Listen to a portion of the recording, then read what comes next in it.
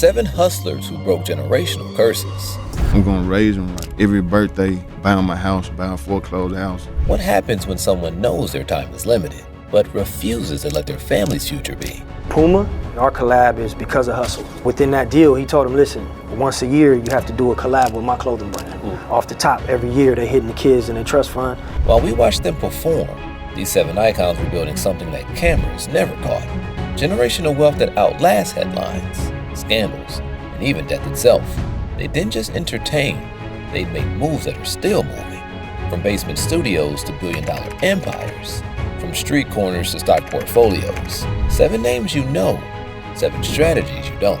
This isn't about fame. This is about the game behind the game. Let's see how they crack the code. Young Dolph. Dolph Thornton Jr. was more than an independent rap powerhouse. He was a boss who understood ownership. While the rap game chased streams and spotlight, Dolph moved in silence. I just always been a person that I'ma always gamble big on myself. This is how I was raised, like gamble big and win even bigger. No press runs, no reality shows, just calculated generational moves to paper route empire. His label that's still signing artists and generating revenue today. As he once said, make the most out of life, put smiles on faces, help others. But Dolph's version of helping started at home, and it's still helping. But here's where Dolph separated himself from every other rapper talking money. Every year on his children's birthdays, instead of toys that break or clothes they'd outgrow, Dolph gave them deeds. I'm gonna raise them right. My whole thing now is like every birthday, buy him a house, buy a foreclosed house. So when he get up to 18, when he get out of school, out of all these years, you've been going to these houses and cleaning them and doing this and doing that to these houses. Foreclosed Memphis properties bought and registered under their names. 1 property each birthday, building a portfolio while birthday candles were still cooling. And he didn't even rap about it. As filmmaker Tim Jackson revealed, damn, Young Dolph rarely rapped about his real estate portfolio, but he owned over 100 properties in Memphis, and he also purchased a foreclosure for his children every year for their birthdays. He told me that himself when we met. This wasn't Instagram flexing. This was quiet power moves, the kind that don't make headlines, but make legacies.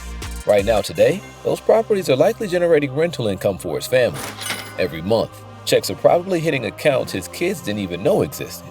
After his tragic passing in November 2021, it was revealed that the majority of Dolph's real estate holdings were left to his 2 children, Trey and Ari. Me knowing that when my son turned 18 and he had these houses and I'm like, oh, this is yours. It's like I'm handing him a whole business. Yeah. Dolph understood money is loud, but wealth is quiet. He built for the day he wouldn't be around. And today, his children just don't carry his name. They carry ownership, options, and monthly income from decisions their father made years ago. 2, 3, hey! 2, 3, Young Dolph played the long game, and his kids are still winning. But owning property is just one play. The real power move? Owning your art itself. And nobody mastered that better than Nipsey Hussle. When Nipsey said ownership is everything, he wasn't dropping bars, he was dropping instructions. Most artists give up their masters to get their shot, but Nipsey kept his. He knew the system, and instead of running from it, he built his own, brick by brick, deal by deal, until he owned it all. Every verse, every hook, every beat. Today, when you stream Racks in the Middle on Spotify, you're literally putting money in his children's pockets. When Grinding All My Life plays in a commercial, video game, or podcast, his family gets paid. That's ownership in action. Still working 6 years after his death. When Nip passed, his catalog didn't flow to executives. It flowed to his children. Every stream wasn't just a memory. It was a check, and still is. After his murder in 2019, the world mourned, and Reggie Bush launched a GoFundMe for Nipsey's kids. The family respectfully shut it down, not out of pride, but because they were already covered. Nipsey had built multiple revenue streams that are still generating income today. Real estate that's still appreciating. The Marathon clothing brand that's still selling. All Money and Records that's still releasing music. His family didn't have to scramble. His kids Imani and Cross are the sole beneficiaries. Each reportedly set to inherit $1 million directly when they come of age, with the rest of his $11 million estate split 50-50 between them. That's not sympathy money. That's the system doing exactly what it was built to do. Protect the next generation. And the businesses didn't fold. They're still functioning. But here's the move that proves ownership never dies. Just weeks prior to his untimely passing, Nipsey Hussle announced that he had signed an endorsement deal with Puma. Most endorsement deals end with death. Nipsey's didn't. His brother Black Sam revealed the unprecedented terms. Every year, Puma deposits into a trust fund for Nipsey's children with no ties to business, meaning these aren't performance-based payments or royalties. They're unconditional annual deposits that continue regardless of sales, streams, or market conditions. Actually, our collab is because of Hustle. Like I said, Hustle went and figured it out for himself, and always, within that deal, he told him, listen, I appreciate it, but within my deal, you need to write in once a year, you have to do a collab with my clothing brand. That's not a handout. That's a contract still working. And it's guaranteed money that keeps flowing, no matter what. Nip didn't play by his money. The fact that Puma still cutting a check to his kids says one or two things. Either about his business acumen and making sure that it was in the contract, or the texture of Puma. The marathon continues because Nipsey designed the race from day one. And today, his kids are still winning laps without having to hustle for every mile. Nipsey turned vision into revenue streams that never sleep. But this next icon, he turned a jump shot into generational capital with boardroom precision. Kobe Bryant. To Garnett, back to Kobe! 20 years in the NBA, 5 rings on his finger. But Kobe's biggest scores are still happening off the court. In 2013, he put up $6 million to invest in body armor. He didn't just slap his name on it. He took equity, joined the board, believed in the product, and played the long game. In 2025, we want to be the #1 sports drink, right? That means we got to roll up our sleeves and we got to get after it. Today, that single investment decision is still benefiting his family. When Coca-Cola acquired body armor, that $6 million returned over $400 million. Money that's currently in trust accounts generating interest, funding his daughter's futures. Dear basketball, I fell in love with you. A love so deep, I gave you my all. But the masterstroke? Intellectual property that's still working. Dear Basketball wasn't just an Oscar-winning short film. It was proof of concept for Granity Studios, which is still developing content based on Kobe's creative vision. Kobe taught us to be better. Wake up every single day to get better today than you were yesterday. Whatever it takes. Right now, his Nike partnership continues generating royalties. The Mamba Mentality brand is still licensing deals across multiple industries. Nike collaborating with Kobe Bryant's widow. The company plans to release a new sneaker. Now, the shoe is going to be called Kobe 6 Pro Tro Mambacita Sweet 16. Kobe's investment philosophy is still being executed by his estate, meaning his family's wealth compounds rather than depletes. After his tragic death in 2020, his wife Vanessa and their daughters inherited more than money. They inherited a working system. The body armor payout alone secured generational wealth. But it's the ongoing revenue streams that truly broke the curse. Kobe didn't just leave wealth, he left stability, opportunity, a platform his daughters can build on without ever starting from scratch. He proved that the Mamba mentality wasn't just about how you play the game, it was about building something that keeps playing long after you're gone. Kobe's playbook is still worth millions, but some legacies are about peace, not just profit, and our next name made sure his daughter inherited both. Paul Walker.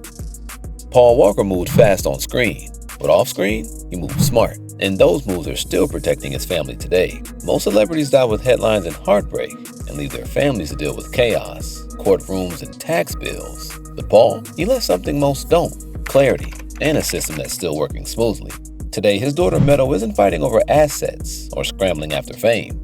She's thriving, modeling, acting, even appearing in Fast 10. Because her father's 12-year-old estate plan is still executing perfectly. To the world, Paul Walker was fast and furious, but to his inner circle, he was a quiet architect of legacy. In 2001, before he even turned 30, he established a revocable living trust, naming his daughter Meadow as sole beneficiary. No probate, no loopholes, no drama. By the time of this tragic death in 2013, his $25 to $45 million estate transferred exactly as planned. But he left more than just money, he left a mission that's still active. Walker founded Reach Out Worldwide, a humanitarian nonprofit that's still responding to global disasters today. Right now, this organization is helping people because of decisions Paul made years ago. His daughter didn't just inherit money, she inherited purpose. And today, she's at the helm of both the foundation and the brand, building on systems her father put in place. Fast cars made him famous, but slow, thoughtful planning is what's still preserving his family's future. That's how Paul ran his final lap, and he crossed the line with everything in place. If this video is hitting home, drop a like and subscribe to Hustlers in the Hood to join our community. We're all about highlighting the grind and the wins that make a difference. Now back to it, because the next name made legacy moves before he could even legally drink. XXXTentacion. Tentacion's life was chaotic, controversial, I knew, bro. I knew it was motherfucking redemption, bro. and short. But behind the headlines, he made one of the smartest legacy moves a young artist ever pulled off. Moves that are still working today at 19, while peers chase clout and flameouts. X was drafting legal documents, a revocable living trust with clear beneficiaries, his mother Cleopatra and his brother. Then he signed a $10 million deal and bought multiple Florida properties. Big houses, plenty of money up. He wasn't even 21, but he moved like a man who'd seen the end coming. And today, those moves are still protecting the people he loved. When he was murdered in 2018, the trust activated instantly. And when his son Gekun was born after his death, they updated the trust to include him. The child he never met, already covered in the plan. That's not reaction, that's preparation. Right now, that 6-year-old boy is growing up financially supported by decisions his father made under pressure at 19 years old. Since then, the checks haven't stopped flowing. Now when you play XXXTentacion on Spotify or YouTube, you're contributing to an estate that's grown from $5 million at death to an estimated $25 to $35 million by 2024. His YouTube channel alone is currently generating an estimated $6.4 million annually, while his music continues racking up billions of streams across platforms. Gekun is currently benefiting from a multi-million-dollar foundation built from chaos, music revenue, brand deals, and carefully managed posthumous releases are actively creating generational wealth. XXXTentacion is not here, but his business is still here. Still working, still paying. He left behind more than controversy. He left a clear signal that legacy starts with foresight. And today, his family is still cashing those checks. X set the foundation before fame finished baking. But this next icon had no plan. And yet somehow, his family flipped tragedy into a dynasty. The Notorious B.I.G. Brooklyn legend, the face of 90s rap. Biggie didn't live to see 25. But what his family built from his legacy is still feeding generations today. Christopher Wallace, better known as Biggie Smalls, died in 1997, with no will and no ownership of his masters, a setup that usually ends in lawsuits, losses, and a family left scrambling. Biggie didn't have time to build trust funds or property portfolios, but even in the short life, he left behind a name that will continue feeding his family for decades. But his mother, Valletta Wallace, didn't fold. She stepped in, took control, and made one of hip-hop's most chaotic posthumous estates into a generational success story. Today, nearly 30 years later, Biggie generates more annual revenue than most living artists, and his family is still cashing in on strategic moves his mother made decades ago. She partnered with Faith Evans and took a hands-on approach. Publishing rights? She negotiated them from a 50% share all the way up to 100, rights that are still paying today. Films and documentaries? She co-produced Notorious and Netflix's I Got a Story to Tell, content that's still streaming and generating revenue. Right now, when Biggie's music plays in commercials, movies, or it gets sampled, his family gets paid. That's 100% ownership in action. By 2021, what started as a $10 million estate had grown to $160 million. And today in 2025, they're closing a $300 million licensing deal with Primary Wave. Currently, his daughter Tiana Wallace runs the merchant branding side that's still selling. His son CJ Wallace leads Frank White, a socially conscious lifestyle brand powered by his father's estate that's still operating and growing. Biggie may not have left the blueprint, but his family drew one. And today, that blueprint is still working, still paying, still breaking generational curses. Biggie's family built the machine after the fact, but the next name, he built his own, while he was still here, while he still had time. Mac Miller. Most artists don't start legacy planning at 21, but Mac Miller did. And today, his family is still benefiting from decisions he made as a young man, while others lived fast and left behind messes. Malcolm McCormick was already writing the script for what would happen after he was gone, a script his family is still following. He set up a revocable living trust and a pour-over will, two key estate planning tools used by people who aren't just thinking about money, but about meaning. He named his parents and his brother as trustees and beneficiaries, making sure that if anything ever happened, the people closest to him would be protected and empowered. When he died at 26 in 2018, that plan activated seamlessly. An estimated $11 million in assets, including cash, music royalties, and personal property flowed into the trust, bypassing probate and avoiding the courtroom circus that swallowed so many other celebrity estates. Today, his family doesn't fight over money, they manage it. They don't argue over his legacy, they honor it. But Mac's foresight went deeper than paperwork. Currently, his family manages his posthumous releases with surgical precision. From the Soulful Circles album to carefully curated unreleased content, every move still feels like Mac left instructions. And in a way he had. Right now, his estate operates the Mac Miller Legacy Fund, actively funding youth music programs, mental health services, and addiction recovery. Exactly what Mac championed while alive. His money didn't just sit. Today it's still working, still helping, still making a difference. And fans noticed. Even years later, Reddit threads still call Mac's estate the most respectfully handled. And they're not wrong. Why? Because it wasn't about capitalizing on his death. It was about extending his purpose. And today, that purpose is still being fulfilled. 7 different people, 7 different approaches, with one connecting truth. They understood that fame fades, but infrastructure endures. Today, while we remember their art, their families live off their intelligence. That's the real legacy move.